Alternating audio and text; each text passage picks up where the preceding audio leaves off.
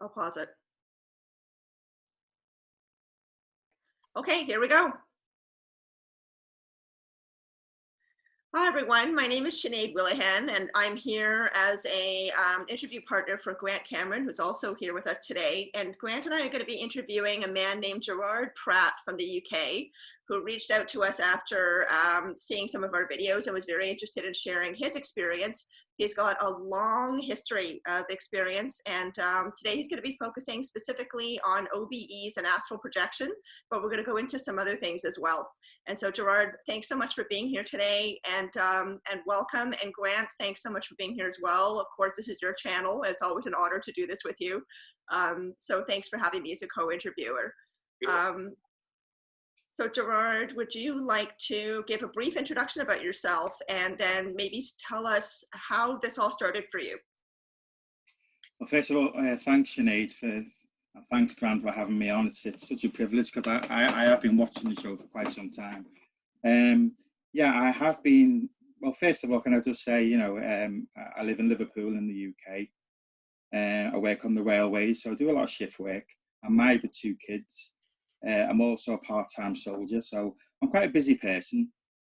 And this basically started for me when I was a child. It's something it continued probably for the first 8 years, and then it went quiet for a while, and it came back when I was in the military when I was like 17 years old. So that's basically where I'm at. I've had a combination of OBEs, lucid dream, a lot of lucid dreams. I've seen a UFO. I've recently had telepathy, ESP, and I've had a lot of voices. I'm slightly clairaudient now, so that's where it's gone. So it's progressed over the years. But I'd say the last 2 or 3 years, it's got quite serious. Well, I'm enjoying it, but I mean, it's got a lot more active. So I don't know where it's going, but I'm enjoying the ride, and I'm going along with it. And I've put a lot of time in now and focus to help it along, you know. So yeah, I mean, if you want me to go through some experiences from the beginning, I mean, you know, it started off when I was probably about 2 or 3 years old, when I was apparently speaking to my great grandmother after she passed. But I wouldn't have known that because my parents said I used to talk to someone that wasn't there and referred to as my great grandmother, Granny Hazelton. But I don't actually remember that. I remember actually seeing it. Do you know what I mean? So, and then it went to probably age 4 or 5 when I was having visions during the night. I'd find myself in the hallway outside the bedroom, and I'd have apocalyptic visions of a burnt out earth with a telegraph pole burnt on the side. But it was more the feeling that I was the last person, or not particularly an alive person, but the last person to witness the end of humanity as a whole. And I'd find myself crying, and then that happened probably, I'd say maybe 5 or 6 times. And now looking back, I'm thinking, you know, somebody would have heard me crying on the stairs. So maybe I was actually astral projecting at the time without even knowing it. You know what I mean? Can I ask a question there? Like, you're talking about the vision, which a lot of people who are on board the ship describe. What kind of vision was it? Like, what were you seeing? I was seeing a burnt telegraph pole, a burnt landscape, and it was more the feeling that humanity had wiped itself out, and there was no one left. It was an emptiness. But I also had a lot of I can call them dreams of seeing a lot of darkness and empty space at the time, and just it went on forever and ever. So it was quite looking back, it was quite strange, and that must have happened 4 or 5 times, but no one actually caught me crying on the stairs. So I'm thinking, was I astral projecting at the time? I just don't know, to be honest. So I had them experiences, and then it moved on to the UFO sighting when I was 7, and that's quite strange because my daughter had a sighting when she was 7 as well. So tell us about that. Yeah, well, I knocked for my friend next door but one. And while I was waiting on the doorstep for him to have his dinner, evening meal. I seen a metallic shaped craft flying. It was from right to left, and it was going down quite slow, say 20, 30 miles per hour. And I was just stood staring at it, and it banked to the right and then started flying away from me. But it was, I mean, I think I was 7 at the time, but there was no doubt what it was. I mean, I knew at the time I'd seen something that shouldn't have been there. So I run and banged on the door, and I said to my friend's mum, I said, I've just seen a UFO. And she was laughing, saying, stop messing about and stuff like that. So, but that the memory's never gone. I mean, it wasn't like an Adamski style UFO with like a dome on the top. It was more like 2 silver plates. There was nothing sticking out the top, but it was clearly metallic. No sound, no exhaust fumes or anything at all. I just knew it wasn't right. It just flew by. Did it stop or? No, it was going quite slow. It was coming towards me, and it seemed to turn and fly away from me. But there was no sound from it at all, or nothing like that. It was just very odd, But it was the strange thing about it. My parents don't remember me telling them about it, but it's all a bit strange. But it's never, the memory's never gone from me. What was your experience like as a child when you see this ship fly past? What did you think or feel at the time? What was your experience of seeing that? I think it was some years later it became more. I started thinking about it more when I was like 17 or 18. At the time, as a child, you don't really know. I mean, I knew it wasn't right. But it didn't scare me or nothing. It didn't. You don't, as a child, you're just more susceptible to these things. You take them with a pinch of salt, don't you? But I think that's got me thinking differently, because I was always then interested in mysteries of the universe, And I remember my dad had the Arthur C. Clarke book on his thing, and I was always mystified looking at that. So I think it did kick something off with me. Yeah, definitely. I think there was something it done which made me start thinking out of the box. Were you the only one in your family that was thinking that way, or did you have other family members who? I was the only one. Yeah. I was the only one, but we spent a lot of time with my grandmother. I say my cousin Melanie. My gran used to be into a lot of divination, but she was a devout Catholic, and we went to church regular.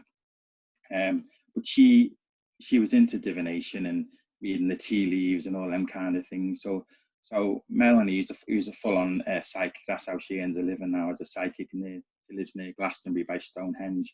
But she was on the same sort of wavelength. But none of the other family were any, they didn't see anything, or there's no mention of any strange experiences with anybody else. No. And you mentioned that by age 17 or 18, you were starting to think about these things more. So what was happening at that point in your life? Well, that's when I had my first OBE. What happened is we lived abroad for some years. With my dad's job, he was a train driver, my dad. So we lived in Africa, in West Africa. So when we came back, I joined the army at age 16, because I just wanted the adventure, So I think after that, when I got to my unit, I was on guard duty, and I remember waking up in the ceiling, bouncing against the ceiling. I remember looking around, and I could see the guard commander walking around, and through the door was slightly open.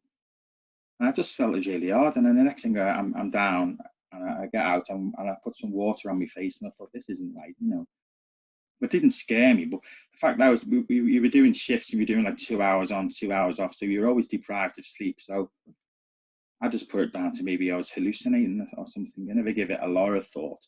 Then it happened again a few months later when we were skiing in Scotland. I was in a dormitory environment then, and I remember people were playing cards at the table in front of where my bed was. And I remember floating around the room, and I couldn't control my flight at all. I remember when I woke up, everyone was still playing cards at the table and stuff. So that got me thinking. And I did have a sleep paralysis incident as well. So that's what happened then when I was in the army. So yeah, again, that got me thinking. But I was that busy with doing my duties that I never really sort of. Although on saying that, I mean, I did actually do a bit of palm reading at the time as well. because somehow I ended up in this paranormal book club, and I don't even know how that happened.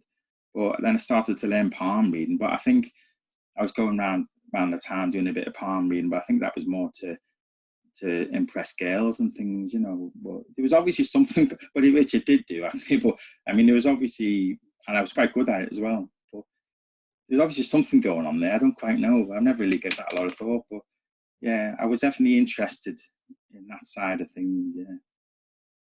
So whether it was because of the UFO sighting, I don't know. I mean, maybe I considered maybe getting regressed and see if anything did happen. I don't know. But I don't know whether that would make it worse. Was that the only sighting you had, the UFO sighting, or did you have others later in life? No, I've not.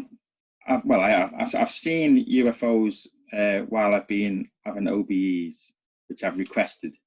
And Tell me about that. Tell me about that. You requested to see UFOs? Yes. Well, I had an experience with a higher self being, and after that particular experience, I started thinking, you know, we're in some kind of sim environment here. I started thinking things aren't quite what they seem. So I started saying, you know, show me a craft, or show me this, or show me that. And one night on a dog walk, I was saying, you know, show me something. And that's when I seen this amazing shooting star flying up, and I thought, okay, you know. And then the next week I was saying, oh, let's show me a craft. And I remember waking up and going out of the house, and I remember seeing a craft come in, like a triangular shaped craft. And telepathically, I remember communicating with it and saying, you know, wow me, show me something amazing. And it done like a full loop. And I said, thank you, you know, and it flew off. And so, yeah, but when I mean, that obviously that was in an astral experience, but when I was out walking the dog, you know, because I'd had this experience a week before, that's when I started saying, you know, I was starting to sort of, you know, show me something. And I was thinking, you know, this reality isn't quite what we think. You know, I think as an observer, creative environment, I started thinking the observer creates. You know, there's a lot of theories based on, you know, with atoms and electrons, and until you observe, you don't lock down and produce something. And I started going down that road by the experience that I had with this higher self being that showed me after I died. It was and that was quite a strange experience. I mean, I was sat in my armchair, and it must have only been a couple of minutes, and I suddenly found myself in an environment. It was like a computer room scenario, like a control room, and I seen a holographic image of the Earth, and it was clear to me that I'd died, and this being said it wasn't that bad. The life wasn't that bad, and it felt like about a 2-week period that the whole life had been. And at the time, I knew all the answers to every question there is in the universe. It was very, very strange. So I started thinking. I was looking around the room and looking at the different monitors and things, and I started thinking, this is maybe a higher self being or something. I don't quite know. But the fact I thought it showed me something, maybe something it shouldn't have showed me, I don't know. Is this a being that you can see, or is this just a being that you just sense is there? I was the being. You're the being. Okay. So you're talking your higher self in terms. I think so, yeah. Yeah. I was looking through the eyes of the being and thinking what the being was thinking. And that's when the being said, it wasn't that bad. But it was made clear to me that this life had ended. But there'd be others. And this life felt like about a 2-week course or something. And that's what he said. It wasn't that bad. Now, you said that you had known everything, which a lot of experiences will describe that moment. How long did that moment last in terms of briefly knowing? Did this stuff start to fade away as soon as the experience ended? Yeah, I mean, I call it the mind filter. It's like with a lot of the OBEs. I mean, there's OBEs where I've met just about all my deceased relatives. But as soon as they're over, you can't remember what you said. You can remember greeting them, hugging them, but the conversation's gone, even how you got there. And I call it the mind filter. I mean, it's, you know, the spiritual aspect of ourself is regulating what we're allowed to see and what we're not. I mean, I think a good astral projector can push the boundaries, but you know, you're limited. They'll pull the plug on you and won't let you see certain things. Simple as that. Are you able to ask for experiences to happen now, like the way that you asked for the UFO to come and visit you? Are you able to ask for things like, let me come into my higher self's energy field and see through its eyes, think its thoughts? I've had experiences where, I've asked to find out what my purpose in life is and things. I mean, listen, normally when you're on the edge of wakefulness and sleepfulness, that's the time to do it, the hypnagogic phase. And yeah, I've asked and I've been, you know, told things, and I've had the voice come through and tell me, you know. So yeah. I mean, one night when I asked, you know, what my purpose in life was, I remember waking up, and I'm lying there awake now, but I can't remember who I am, where I am, or who I'm with. So I'm lying there, and straight away, instinctively, because this is how I act now, I'll ask a question or I'll request an OBE, but you've got to have intent, the determination, the will, and the intent, and that's fixed with me now. So any situation where I'm at the right fatigue level or I wake up in the middle of the night, I'll normally request OBE, or you know, and I'll try and get out. It happens automatically now. But on this night, I woke up and the voice was instant. When I asked, who am I, where am I, and who's this woman, the voice was instant, and it was told me who I was, and this is your wife. Said she was a religious person, a nun. She's lived many years as a nun. He said, your role is to protect this woman, and that's why you've been equipped with spiritual gifts. And that's what was said. So yeah, it's there's been a lot of experiences like that where, you know, that I mean, I've had OBEs, because what I've started doing now, I've started actually asking questions, you know, so because I'm realizing I'm in the zone sort of thing when you're out. So instead of just flying around and going through walls and going through windows and things, you know, or teleportation somewhere, it's all very interesting, but we want answers. So I've started asking questions. So on this is a few weeks ago, I said, you know, God, give me your best advice. What advice have you got for me? And that came instantly again. The voice came straight away, you know, and it says, Gerard, do unto others as they do unto you. And that was the message, you know. So it's getting interesting. But I've also started working in the hypnagogic phase now. So I'll lie there and the screen will form, and I'll start, you know, asking questions, or I'll see documents. I mean, I've seen some documents. I mean, I've seen a lot of documents with technical drawings on and things like that. But this particular document, I think of somebody, and it showed me the death date, the day, the year, and things like that, which I didn't want to see. But and your inner awareness will know who it is, and that's something else. We've got telepathy, but there's an inner knowing. So sometimes you don't have to ask a question; you just know. For example, I've had OBEs where I've been in places and all of a sudden I know where I am. It's just an inner knowing. So yeah, and you know, and you get told other information. So that's the area I'm trying to work at now. Because while OBEs are very exciting, but I've done all that. You know what I mean? I've visited temples. I've flown across the Atlantic. I've been into space and all them kind of fun things. And now I'm trying to ask questions. So it's progressed.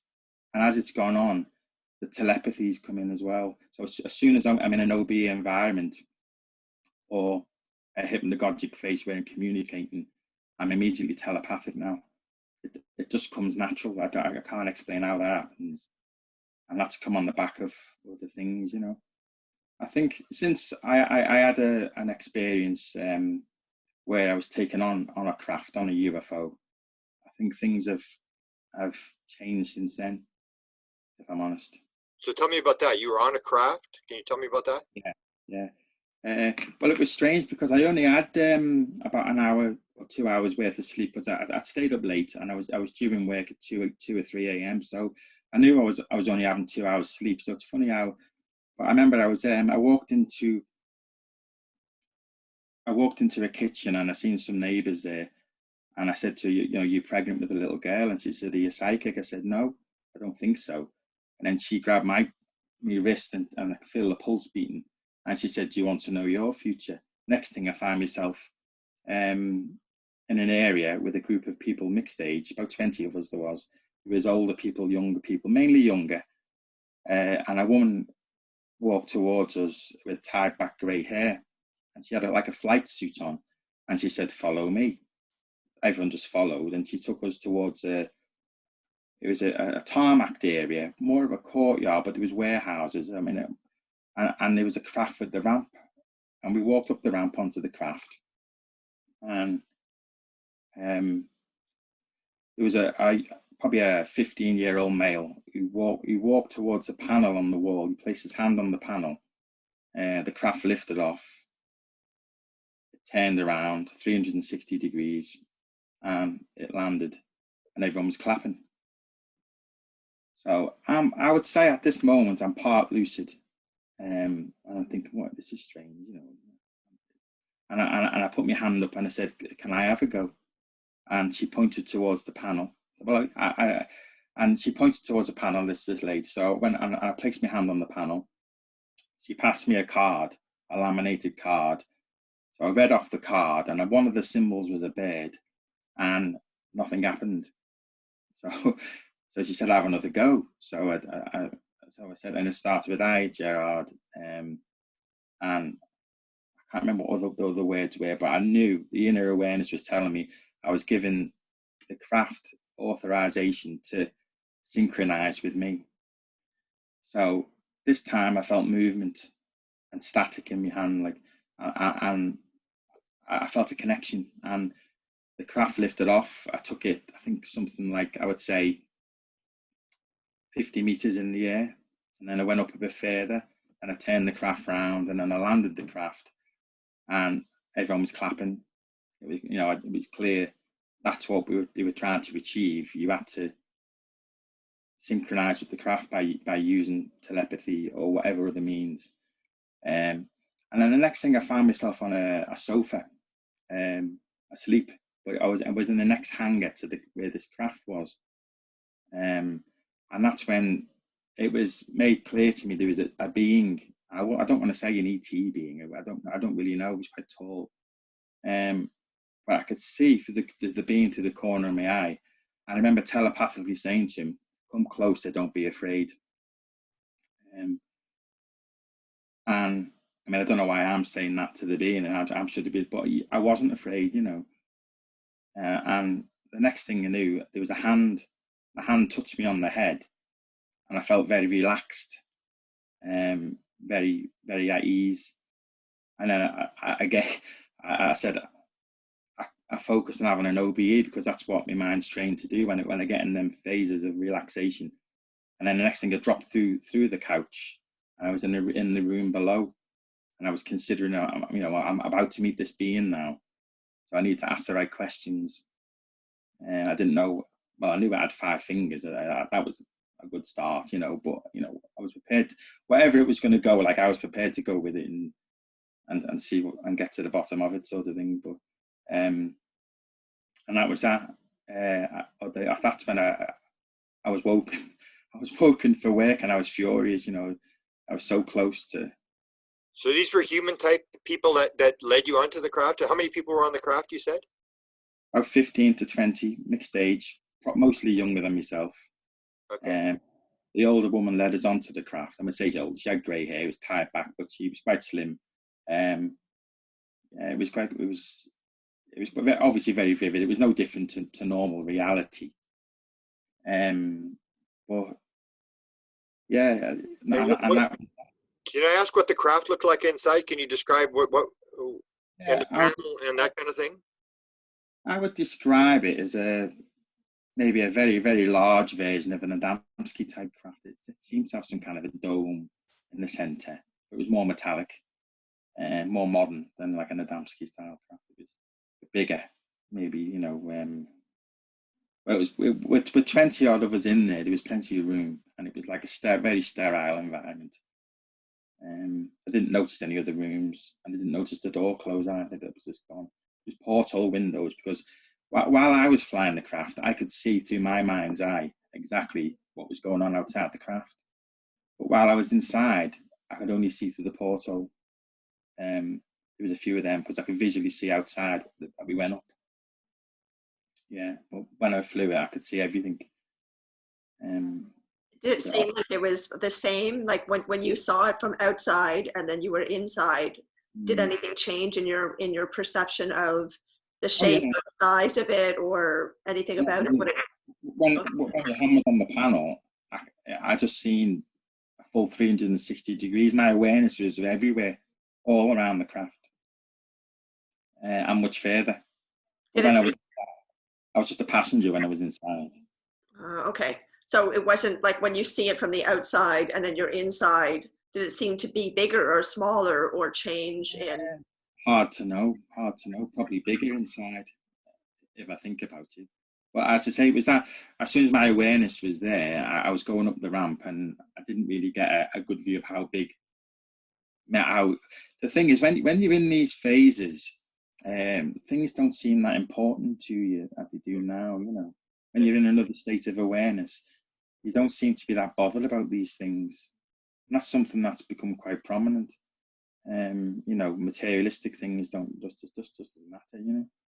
Did you feel like the craft itself was a physical thing, like an object, or did you feel like it was thinking for itself, that it was conscious or aware? It was artificial intelligence that was controlling the craft. What it was made of, I don't know. But that's what my inner feeling was. The craft itself was alive. If I'm honest. Did you have to keep your hand on the panel while you were flying, or could you take your hand off? I had to keep my hand on the panel. Okay. But the panel was on a wall. Whether there was another area where there was other places to put your hand, I don't know. But it was on the panel. It felt plastic, if I'm honest. Any symbols or anything, or did the panel have anything on it, like, or just a flat? Just flat. Panel on the wall, you're saying? Yeah, flat white plastic, square. Probably a lot bigger than your hand, from your hand to go on it. Yeah. 2 times the size of my hand, maybe. There was no like finger marks or anything in it. It was just. Were you ever invited to be there, or did you just suddenly find yourself there? I get the impression I get. I mean, after a lot of the OBEs, I started feeling or having the voices, and I felt that it was this being that had been communicating. That was the inner awareness was telling me that. That's what had been communicating with me. And I had a chat with Sonia Grace when I was at one of the Awakening festivals, whatever they are. But and she said she felt the presence of an ET being took an interest in me. A lot of the OB stuff I've been doing had caught their eye. So. And who is that? Sonia Grace. Okay. She's a mystic healer from the States. Okay. And that's what she said. Wow. But yeah, so I mean, whether or not this being had been with me for how, I don't know, since I was a child, or whether or not, I just don't know. But yeah, so I had the voices, and a lot of the questions I was asking, you know, I'd ask where they're from. I got told they're from Alpha Centauri. I asked them why they're here, and they said they want to change the way humans think. I asked them, what else did I ask? Did they say why they want to change the way humans think? What the goal for that was? Well, I asked them why what they wanted me to do, and they said they want my help. And then they gave me the name Barbara Lamb. I didn't know Barbara Lamb at the time. She's a hypnotherapist. So I know she is now, but at the time I didn't know who she was. But that's the name they give me. It's pretty far away. Yeah, I think it's. I mean, she seems pretty good at what she does, like. But no, whether or not they want me to go and see her, or whether they were saying that her work is accurate. Oh, yeah, I don't know. But I mean, and then there was other. I was see. I'd like to point. There's two voices, and this is something which channelers don't tend to point out, because I've had both now. So there's the voice when you're sort of relaxing in the hypnagogic phase, and you'll ask a question and the answer will come in your own voice. I can't rule out, that that's not your own subconscious mind creating the answers. Then there's another voice. This is the loud voice that comes from nowhere, and it can come in the afternoon. It can come anytime. You've got no control over this voice. And this is the voice that I'm on about. It comes from nowhere. I mean, one afternoon it said, you and Margaret were matched. So I couldn't wait to tell her that, because I thought, oh, you'd be made up now. But yeah, so that was another message. And then there was a few others. I go, Abrahata. I was sat there and I heard Abrahata or Abharati.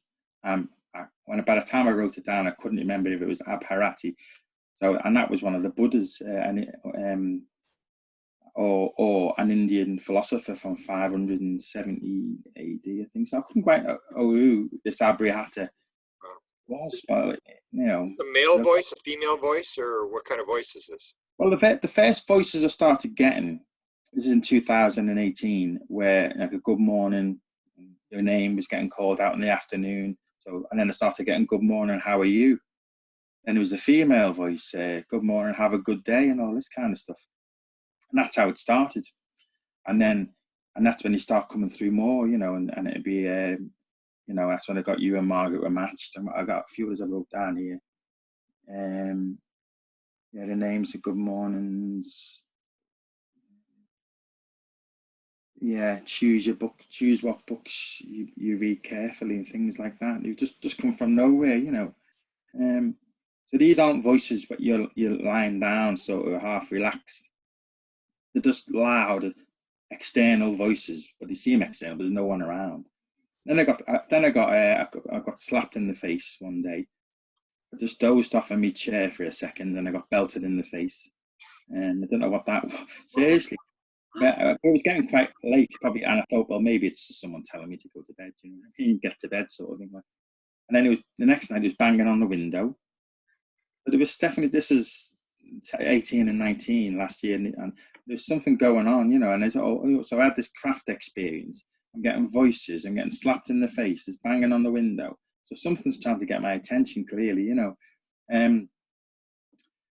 yeah, something's gone down, but yeah, and so on the go on. Yeah, you do, like you're talking about out of body experiences, but do you do lucid dreaming, and how do you see the two as being different? Yeah, but I mean, I'm trained to convert a lucid dream into an OBE anyway. But I mean, in a lucid dream, you're in a dream. You might see your friends there. You might, and it's all, you're in a dream. But it's recognizing that you're in a dream. And what I've trained myself to do now is I'll go and find a bed somewhere, or I'll teleport. So, I mean, on 3 occasions now, I've gone and found a bed in an apartment or something. I'll have a lie down and I'll have an OBE.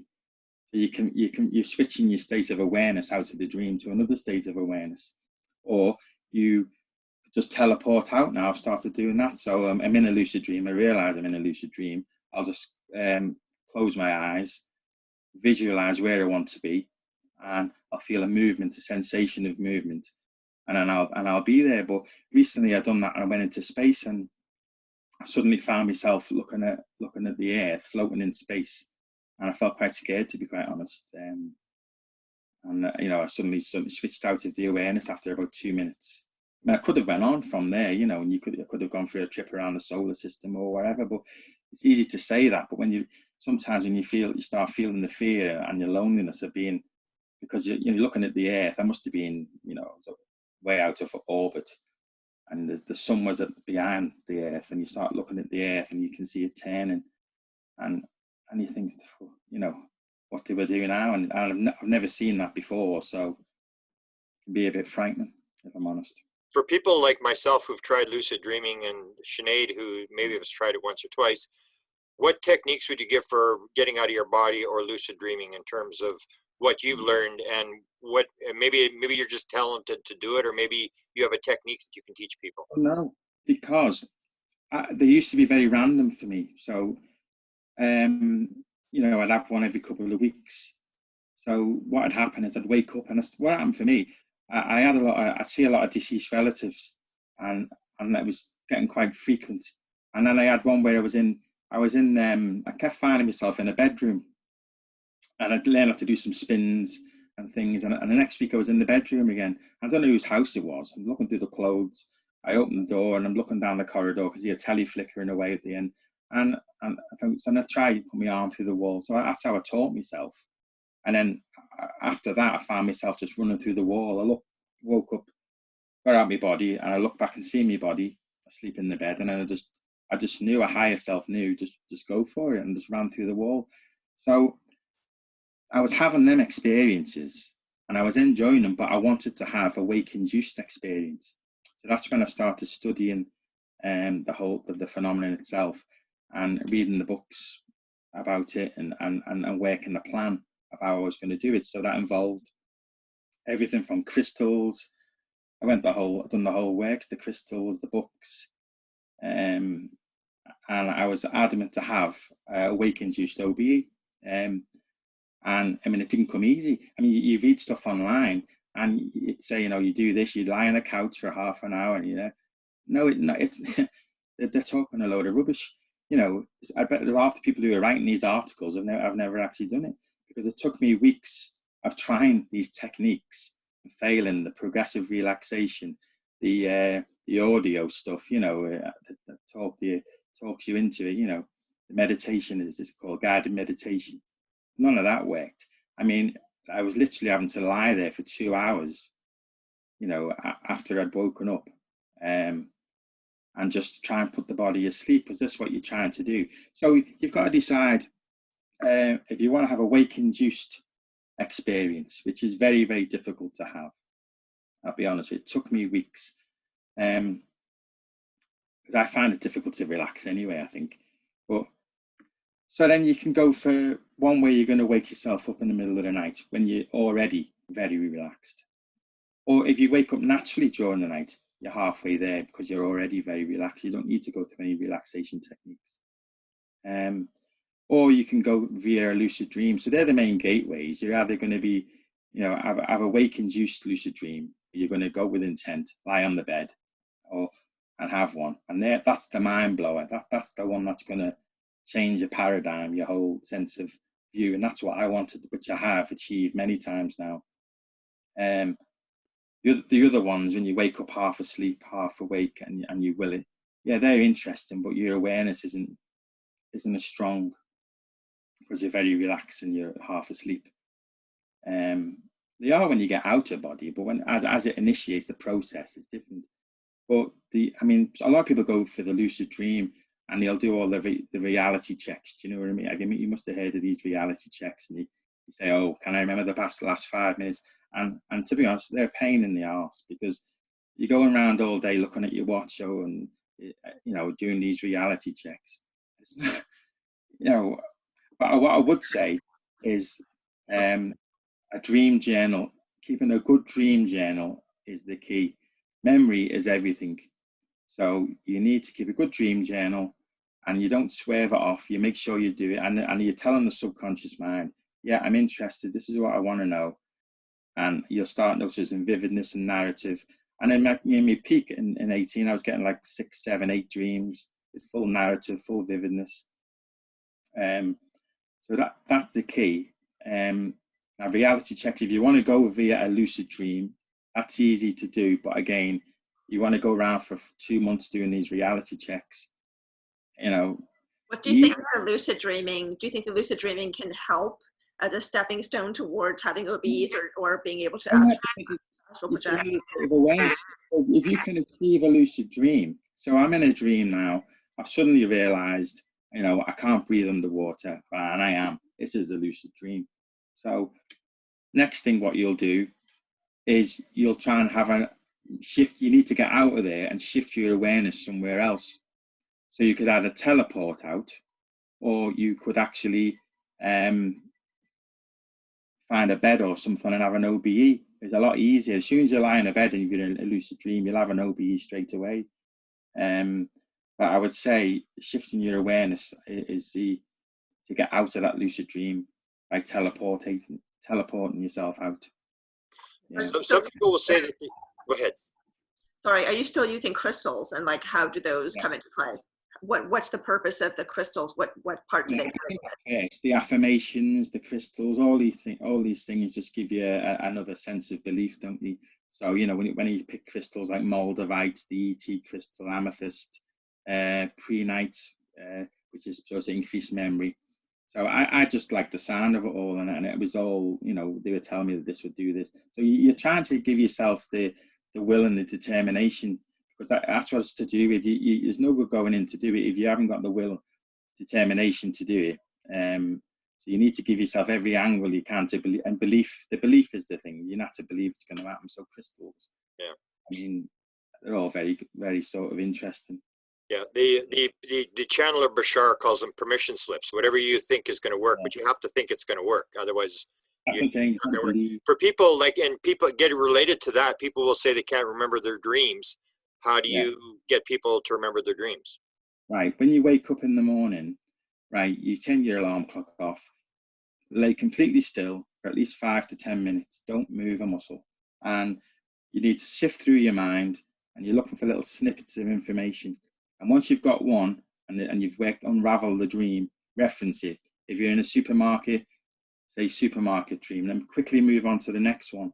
And once you've referenced, you know, I would say when you start off, you're looking for 3 or 4, I would say, and get them down in the book as soon as possible. But yeah, lay there for 10 minutes. Don't move as soon as you wake up. Be completely still and just sift through your mind to try and recall the dreams.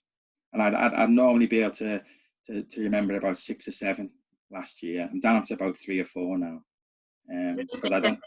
Do you think that setting an intention before you go to sleep Yeah. helps? Because for me, I can't remember anything after I wake up from my dreams. Only very few I remember. Yeah, you need to. Yeah, obviously, but you keep a dream journal. I mean, a dream journal is telling your mind you're interested and you want to know. And I think it took me about 2 weeks before they started increasing. But yeah, an affirmation under your pillow, normally a note. I mean, I remember with Margaret, she knew I was getting these messages. So well, here's me crystals. I said, write a note out to your higher self to speak to you. And the next morning when she woke up, she got a hello, how are you? I think it was, or a name or something. She got something externally. So it does work. They are listening, and they do whatever they are. And I wouldn't like to say, and people label stuff, and I hate all this labeling. You know, I wouldn't like to say what they are. They're higher intelligence, and they're there all the time. But you know, they are listening, and they will. If you ask, they will perform. And what I found in keeping a dream journal is that once you get the first one, then it gets really easy. It's sort of like then it knows what to do. The first one is the hardest one to remember the first time, and write it down. And then the next night, it's suddenly you got 2 or 3, and it's like it's. And then well, I fill mine in for. Well, I've sort of. I don't do it as much now, but religiously for 12 months. So yeah, you need a good memory, because if you can't remember what's going on, there's no point, is it?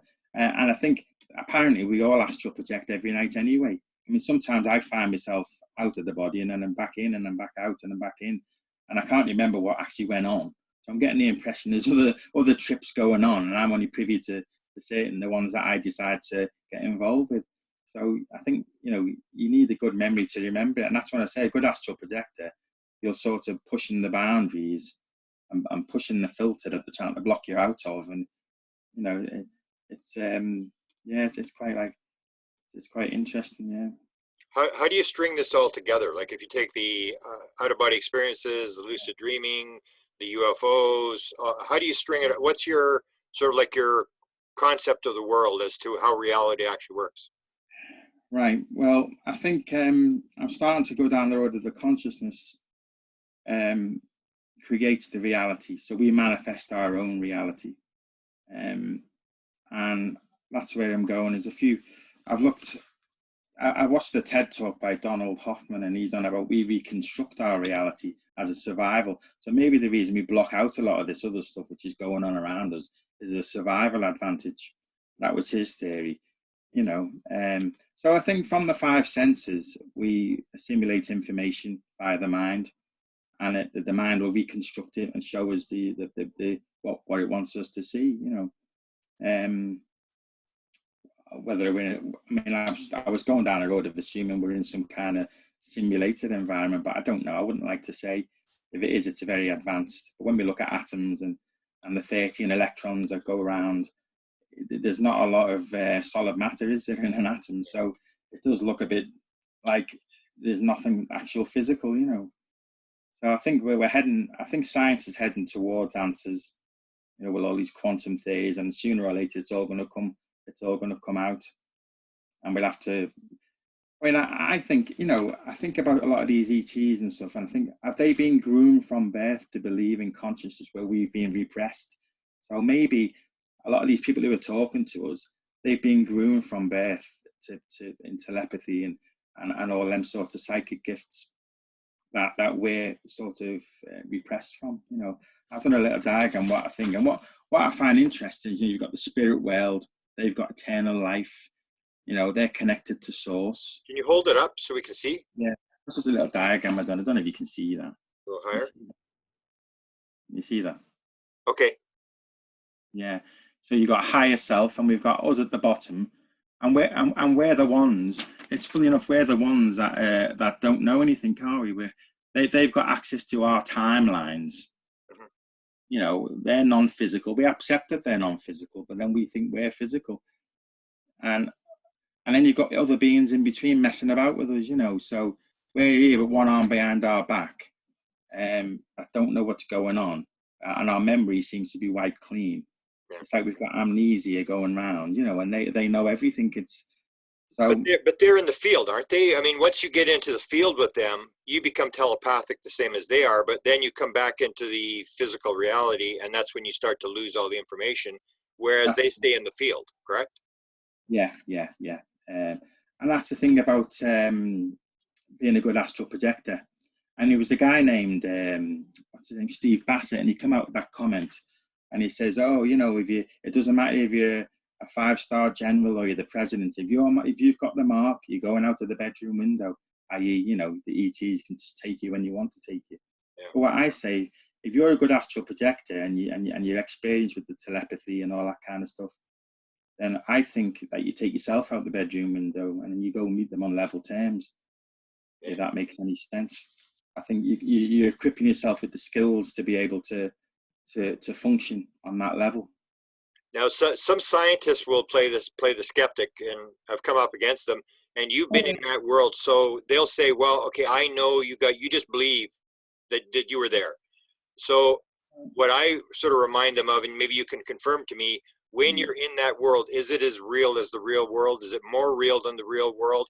Because that's their idea. It's like, I know I'm in the real world, but you're in this sort of illusionary thing where nothing really makes sense or whatever. But is it true that the astral world is more real than the real world, and that this is the dream? Is that your impression? It's hyperrealism. It can feel that way. Yeah. You know, the knowledge that you've got there and the inner knowing is there. Would I say it was more real? I don't know, because I think whatever program we're on, this real, it does seem very real indeed. You know, you know, you try and put yourself in front of a moving bus, it's going to feel real. But I'd say that feels different. Yeah. What is real? I don't know. That feels different. You feel like you're plugged in. So if they say to you, how do you know that it was real? How do you know that you actually, if a skeptic were to say, how do you know you were actually there and that you actually had an experience and not an illusion or whatever they want to call it?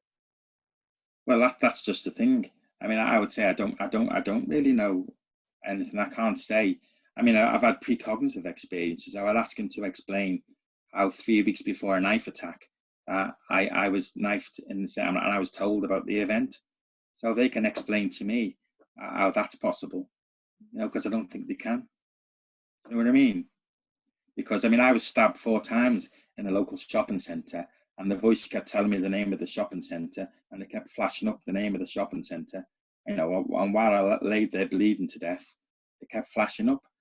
And then, you know, it came, so, you know, that one 3 weeks later, the exact thing happened in that shopping centre. So, you know, I'd like them to explain that.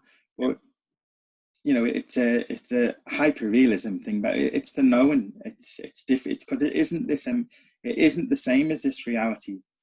So, in terms of, you know, everything, you've got access to all information, all documents, you know.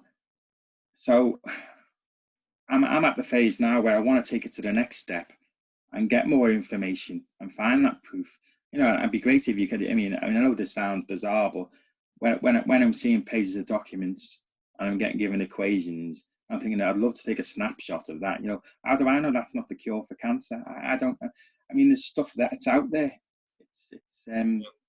Well, if you regressed, apparently that is one of the easiest things. I actually had two people who were shown the cure to cancer, and they were both shown it by the same type of being. I actually offered to put up the money to fly them and have the regressions done. And what I was told by the girl who was going to do the regressions was that's the easiest thing for them to do under regression. If you see formulas or anything written, you can actually reproduce it. So that might be something you'd look into. Yeah, and that's something. I mean, I've seen a lot of formulas, mathematical formulas. I have no idea what they are. I'd say sometimes I wake up at 3 odd in the morning, and there's a screen, and then I'll start getting messages, and I'm chatting with somebody. But I mean, like I told Sinead, I've joined this spiritual group recently, and you know, and I'm going to be going to channeling sessions soon and stuff. So that should be interesting. But on the first occasion I went and done a meditation with them, which is in complete blackness, complete darkness is meditation. One of the psychics said to me, he said, "I can see a black dog at your feet." He said, "It wouldn't leave you alone." And the very next day, I run over a black dog with my train, made eye contact. Poor little dog. Well, I say little, it wasn't. It was quite big. It made eye contact with me, and I ran it over. So again, you know, I'm seeing things all the time around, which is giving me proof that this isn't something fictional. You know, it's very real. Well, what do you think your mission is? What do you think your role is? Do you have any idea? I don't know, but my cousin says she's been told that she needs to train me up to communication. So, you know, she communicates in the day all the time, and that could be a problem with my job, and I don't know. So, the fact is, I just don't know. But you know, I want to increase things further and keep it going. But the OBEs, yeah, it's all done. You know, it's all. But at the end of the day, what am I actually learning? So I need to, you know, start being more sort of thinking out of the box. When you're in that zone, you can't remember a great deal. You know, you need to sort of focus to have the questions that you want to ask. That's where I need to focus on. What's my task? You know, is there somewhere I need to go to find information? Is there a question I want to ask? But it's not as easy as I think. I mean, kind of piggybacking off Grant's earlier question about, you know, how do you know that what you're experiencing is really what you're experiencing? It's obviously very difficult to explain to people. You just kind of have this sense of knowing, right? So keeping that in mind, and then touching on what you said about how it's really been the last 2 or 3 years that things have been coming to a head for you. You feel like you've gained more knowledge and understanding and awareness, and you're able to ask for things to occur. You're able to have things occur more often. It seems to be a theme right now that more and more people are waking up, or people who are already awake are developing a new layer, a higher level of understanding and awareness of what's going on. So what do you think? Maybe you don't feel that you yourself have a specific mission. I don't know if you do or not, but just overarchingly also, what do you think is going on here? Like, what do you think big picture is the reason why this theme is occurring, of people having the experience of waking up in the last few years, or gaining a higher understanding of consciousness, or whatever's going on? It seems like something is really going on. A lot of people have been talking about it. What do you think is the reason for this? It seems that way. And as I say, but I had an experience the other night where I've been watching that Dr. David Jacobs on about abductions, and I shouldn't have watched it really, because I mean, he's entertaining and he knows his stuff. He's put 30, 40 years of research in on these abductions, and his theory is there's going to be a takeover, you know. But he said, there's going to be a change. What is the change, he keeps saying? And he's assuming the change is going to be something negative. And you look at the Ray Hernandez contact modalities, and you say, well, you know, they're pointing out it's a more positive experience.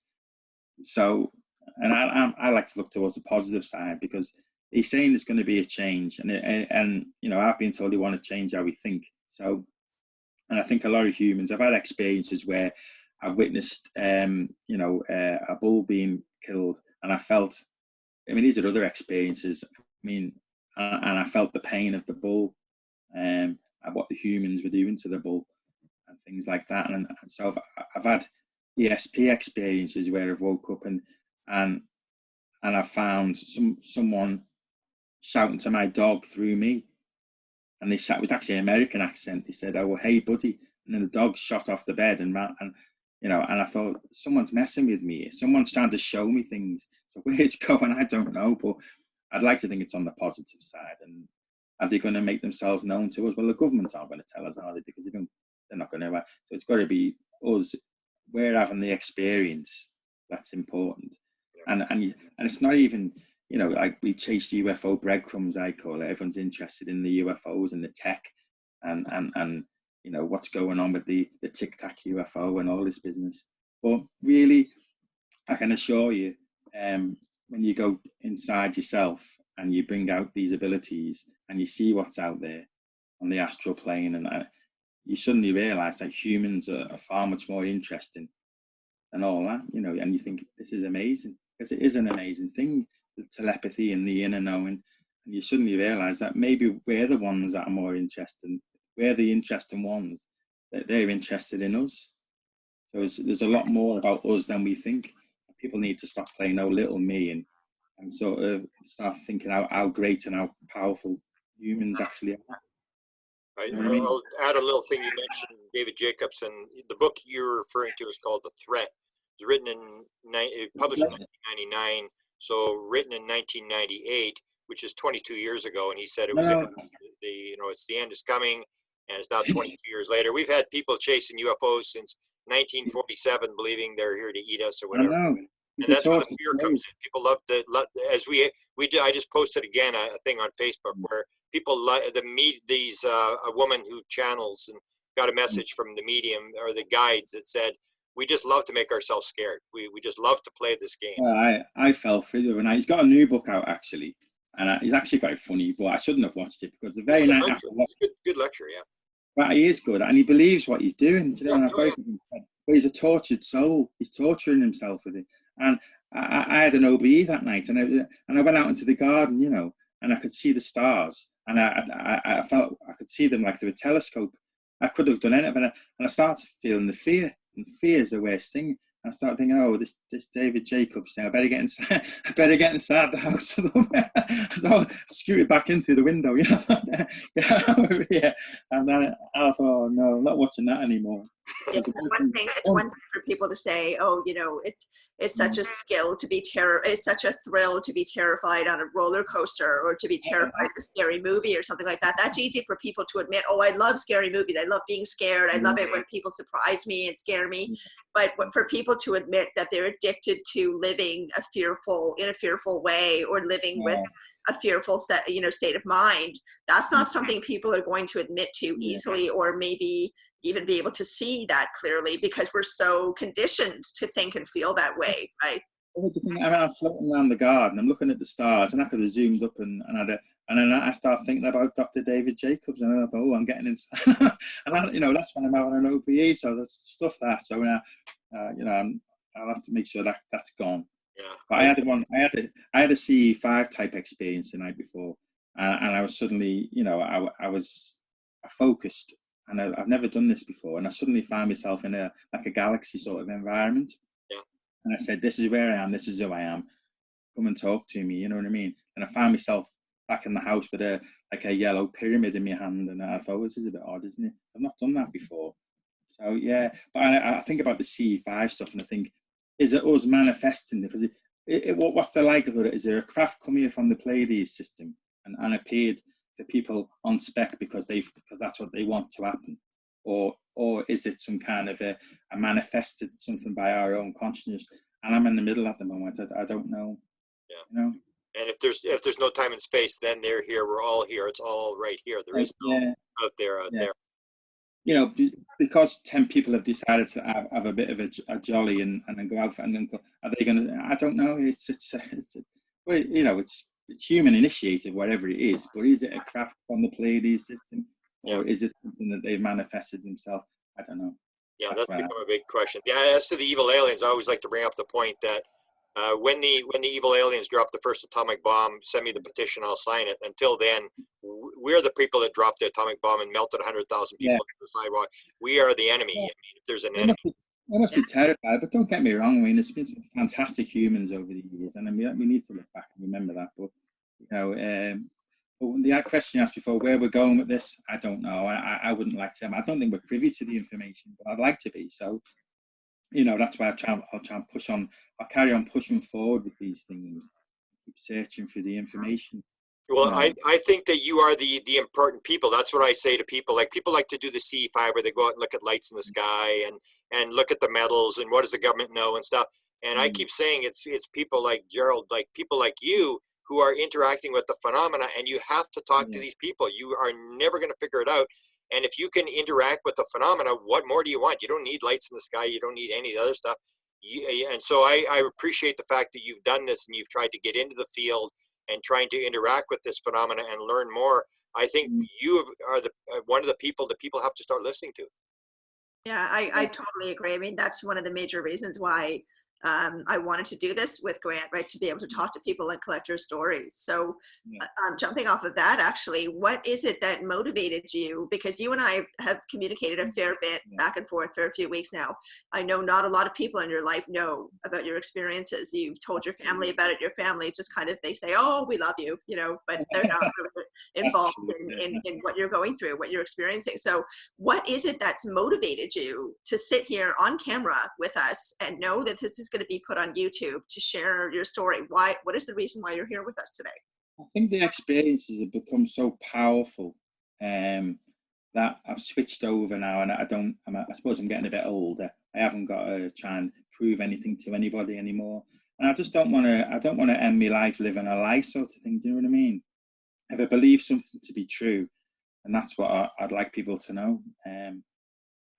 So I obviously believe what is happening is something significant, or I wouldn't be on here talking about it.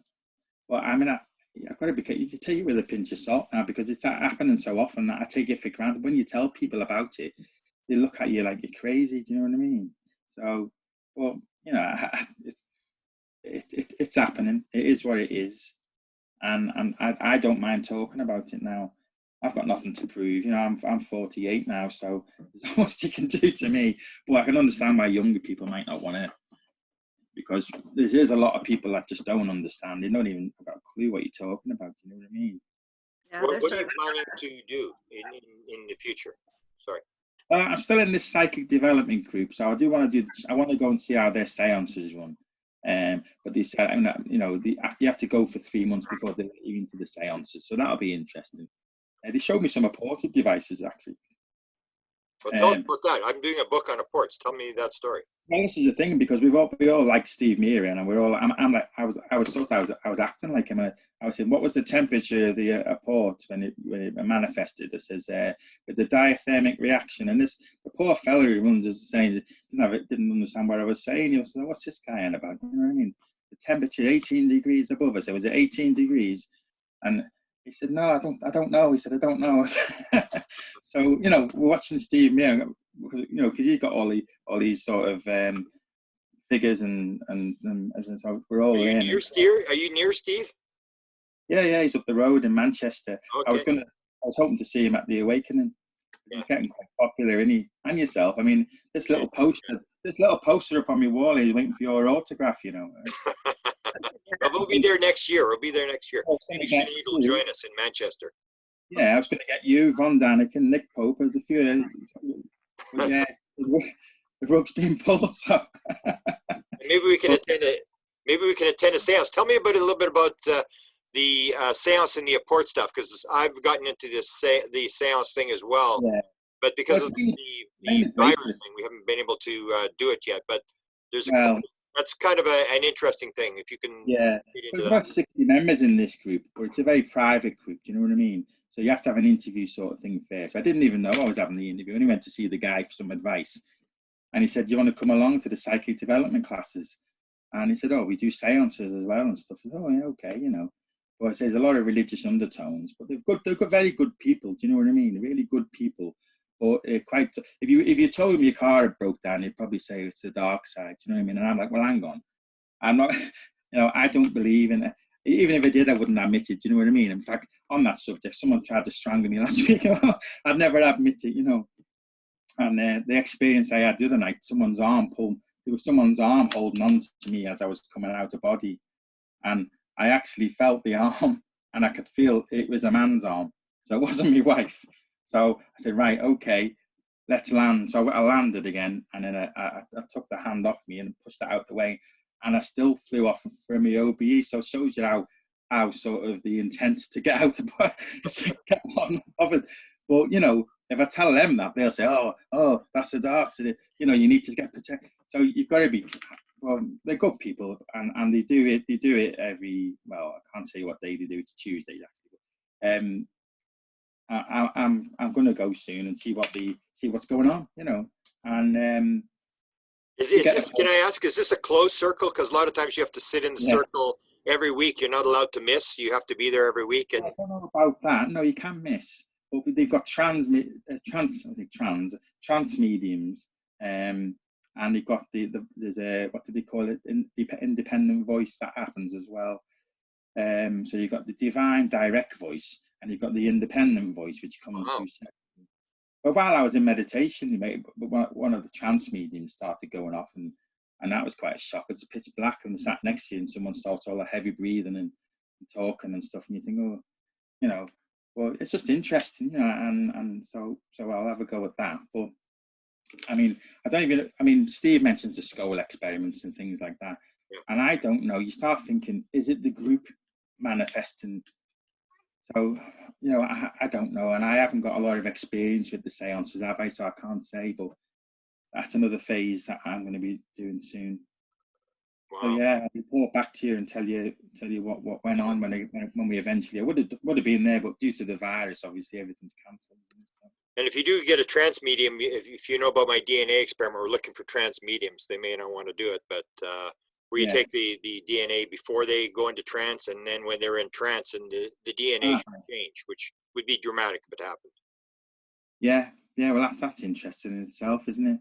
Yeah. Well, I was listening to Coast to Coast before, and they were about a rabbit that was stuck on a submarine, and they measured the brain waves of the rabbit and the same brain waves of the rabbit's child, and it was, maybe they were applying some kind of electric shock to it, I don't know, but it was matched. Yeah, so some strange things going on, quantum entanglement and all that kind of stuff. But, yeah, the seances will be interesting. I see.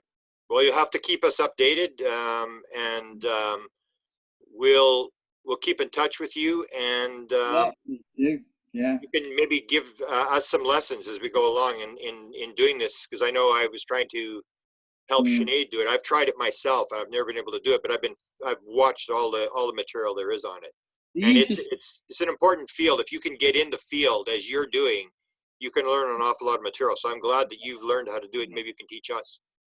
Well, by astral projecting, you're connecting to your higher self, aren't you? Yeah. You're unpicking the lock effectively. You're releasing an inner power. You're empowering yourself, in effect. You know what I mean? But I would say for yourself, the easiest way that you can get in, if you wake up, and hopefully in your REM sleep cycles, say 4 a.m., 5 a.m., that's the time. If you wake up, you just lie completely still in the earth position, quieten your mind, try and put your body asleep. Now, you may feel a paralysis come over your body. You may feel a buzzing in your ears. You may feel vibrations. If you feel any of those things, then you need to start saying, rise up, and keep repeating that. And you float up and you get out of that house as fast as you can. And the reason I say that is because some people do report seeing things, and you just want to get out the house confidently. So as soon as you've succeeded in the first one, you'll be on your way, sort of thing. So yeah, I would say if you wake up, lay still, don't move a muscle. So give it 5 or 10 minutes, and then keep your mind ticking over, just thinking about nothing important, maybe a holiday or something, or just something. But you keep saying, I want an OBE, I want this, I want this. And as soon as you feel any sensations, it's time to lift off, to start. And you've got to believe it. You've got to have the determination. But alternatively, if you start seeing a screen, you may see screen imagery. try and jump into the screen, ask questions, ask what your life purpose is. These are the kind of questions that you need to have. Your mind needs to automatically go on to when anything happens. And this is the thing where people make mistakes. I think I've trained my mind to ask the questions and to request at the right times. So, for example, if it's a morning and I'm tired and you've had your sleep, but you're having a lie-in, see, and you start drifting, you need to know that moment, that fine line when to start wanting to drop through the bed or go up or whatever, and that's how you succeed. But for no training whatsoever, no dream journals, if you wake up at 4 a.m, those are the times to go for it. Thanks so much, Gerard. And just before we say goodbye, actually, I want to express personal appreciation for how you will freely admit that you don't know entirely what's going on. You don't fully understand it. You don't have the answers, because one of the things that Grant and I both feel is that it's not about finding the answers. It's not about coming to the end of an understanding of something.